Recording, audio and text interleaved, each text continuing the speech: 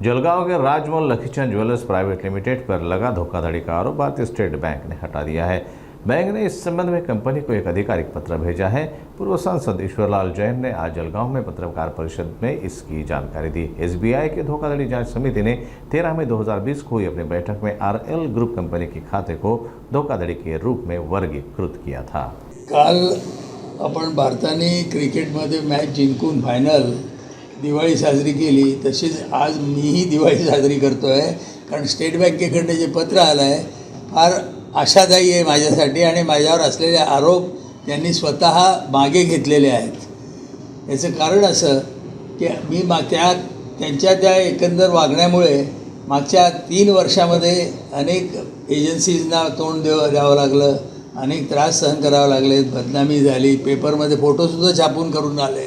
हे सगळं काही त्यांनी केले, पण आम्ही सुद्धा अगदी एका दिलानं संपूर्ण कुटुंब की आपल्याला फाईट आउट करायचं आहे, आपल्यावर झालेला सगळा अन्याय आहे, खोटं आहे आणि म्हणून आम्ही एकत्र राहून आणि भांडत आलो। त्याचा अभ्यासही केला, त्यांच्या त्या कायद्याचा अभ्यास केला आणि त्याच्यामुळे आज जे पत्र मला मिळालेलं आहे त्याच्यामध्ये त्यांनी स्पष्ट म्हटलेलं आहे की सुप्रीम कोर्टाच्या आदेशाप्रमाणे जे हे असेल, तुमचं म्हणणं काय आहे हे ऐकून घेतल्याशिवाय तुम्हाला नॅचरल जस्टिसला बाजूला ठेवता येणार नाही। दुसरं, त्यांच्या विरोधात जे काही तुम्ही वापरता आहात त्याची कॉपी त्यांना दिली पाहिजे। माझ्या केसमध्ये त्यांनी दोघे दिलेले नाही, दोघे गोष्टी पाळलेल्या नाही। तीच गोष्ट सुप्रीम कोर्टाने जो निकाल दिला होता 27 मार्चला 23ला, त्याच्यामध्ये सुद्धा सेम 100% माझी केस फिट बसत होती। म्हणून मी कोर्टात गेलो स्क्वॅशिंगसाठी की ही माझी गोष्ट, माझ्यावर झालेला अन्यायसुद्धा स्क्वॅश झाला पाहिजे।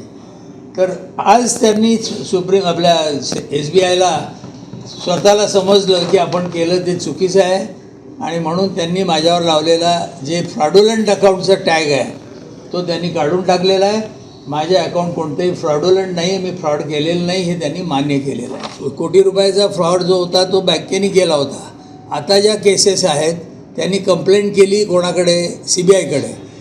त्यांनी म्हटलं बेस्ड ऑन फॉरेन्सिक ऑडिट त्यांनी फ्रॉड केला आहे। मी तुम्हाला दाखवलं की फॉरेन्सिक ऑडिटने काय म्हटलं आहे। म्हणजे फॉरेन्सिक ऑडिटची ही कॉपी आहे आणि ह्या कॉपीमध्ये कन्क्लुजनवर इथे जे कन्क्लुजन म्हणतो हे कन्क्लुजनमध्ये यांनी लिहिलेलं आहे की the account of the borrower cannot be treated as fraud, cannot be defined as a fraud. Total त्यांनी 520 कोटीचा केला आहे। आपली केस त्यांच्यावर जास्तची आहे, उलट 120 कोटी। दॅट इज अ बँकिंग व्यवहार आहे, लोन घेतलं, बँकिंग लोन घेतलेलं आहे बँकेकडून आणि आपण पण त्यांच्यावर केस केलेली आहे 763 करोड माझे रुपये। उलट त्यांच्याकडे व्यवहारात घेणे निघतात। याचं कारण काय असं, माझे आलेले पैसे बँकेत माझ्या त्या अकाउंटमध्ये जमा व्हायचे, ते डेबिट करायचे आणि घेऊन टाकायचे। माझ्या लक्षात ते आलं त्यावेळेला मी सगळं सांगितलं की तुम्ही जास्त माझ्याकडून घेऊन टाकलेले आहेत, म्हणून त्यांचे देणे मला खरे आहेत पण माझे घेणेसुद्धा तेवढेच खरे आहे ना। माझे मला द्या, तुमचे तुम्ही घ्या।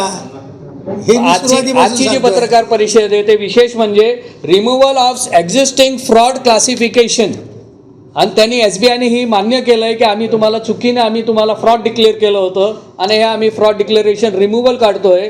ह्या पत्रामध्ये तसाच उल्लेख आहे आणि 18/2/2025 इथे या तारखेला त्यांनी आरबीआयच्या पोर्टलवरून सुद्धा आरबीआयला पत्र लिहून त्यांनी हे काढण्यात आलेलं आहे की Rajmahal Lakhichand group is no more a fraudulent group आणि त्यांनी ते मान्य केलेलं आहे। And this will help me in the court नाव ते स्पॅश करण्यासाठी। कारण जो आरोप त्यांनी केला तो स्वतः त्यांनी काढून टाकलेला आहे, आरोपच नाही ना माझ्यावर। कोर्टात आम्ही गेलो स्क्वॅशिंगसाठी, गेलो बँकेच्या विरोधात, कारण ते तर आमच्याकडे आलेत पाहुणे म्हणून त्यांनी आमच्यावर केसेस केल्या। तर ती केस काढून घेण्यासाठी आम्ही कोर्टात गेलो की हे स्क्वॅश झालं पाहिजे, सगळं चुकीचं आहे।